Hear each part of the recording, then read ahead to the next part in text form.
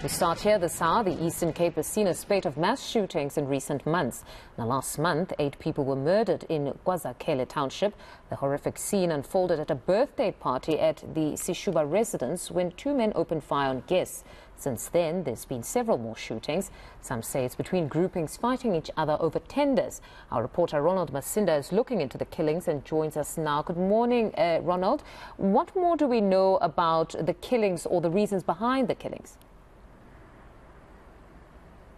Good morning, Fundo. So from the conversation I had earlier with the District Commissioner of Police here in the Nelson Mandela Bay Metro, he said that one of the biggest issues that they are grappling with is the issue of tender processes, where some of the shootings have allegedly taken place following disputes, but we will be trying to speak to a member of the African National Congress here in the Nelson Mandela Bay Metro very shortly. But also, just from the conversation we had earlier, Nata also mentioned that around 104 police officers will be allocated here in the Metro. That is from the 10,000 that was promised by President Cyril Ramaphosa during his State of the Nation address. But for more on what's happening on the ground, I have got 2 guests with me. I'm going to start off with you, Lucanio. Thank you so much for your time. Let me first of all just try and give you a scenario. Now, I get a tender and awarded with this tender. I've got a proven track record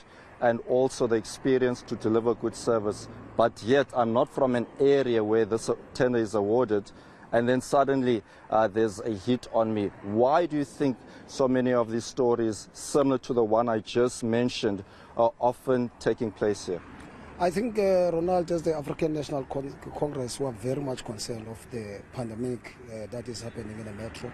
It's not only limited to the tenders. You've seen people having fun in their own backyards, being shot at. But also, we have tried to zoom in, speaking to our local business people on the issue of the SMMEs fights that escalates into issues of protections in our area, which we don't understand as the African National Congress, because we've fought for this freedom for everyone to be free to move up and down our communities. We're quite concerned. We're addressing the matter. Last week we met as the REC. We even had to cancel our January 8th celebrations for the region because there's nothing really to celebrate, but we rather call on the police minister to quickly come to our communities, closer to our communities, plus the National Commissioner.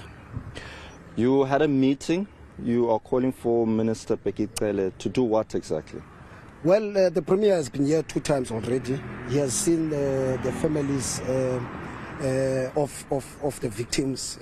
Quite sad story. We want to pass our condolences. But also last weekend we had about 7 killings in the Metro. When we met the community yesterday in KwaZakhele, they highlighted the scourge. So the minister needs to come in. This is a state of disaster. This is a pandemic in the Metro. We feel that it needs to be quickly prioritized as soon as possible. All right, Lucanio, thank you so much for your time. I'm going to be bringing in a member of the CPF chairperson here in New Brighton. Thank you so much, Puti Simpiwe, for your time. Having chatted with the District Commissioner, you also made mention of over 500 guns that have been confiscated recently. This is a concern.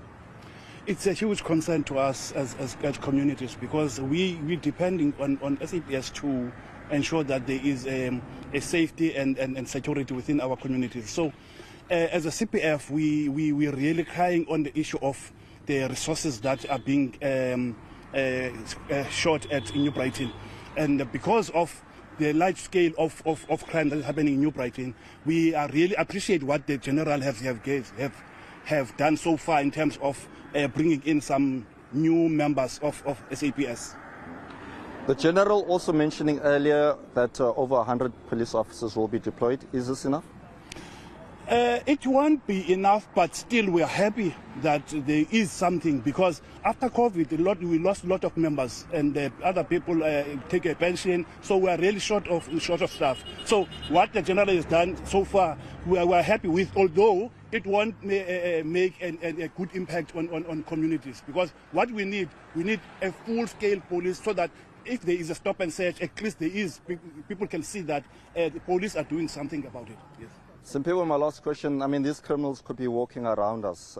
There's been very little arrests made since these shootings have been taking place since last year. Who's behind this, and why is the community not coming forward with information? The communities are living in fear.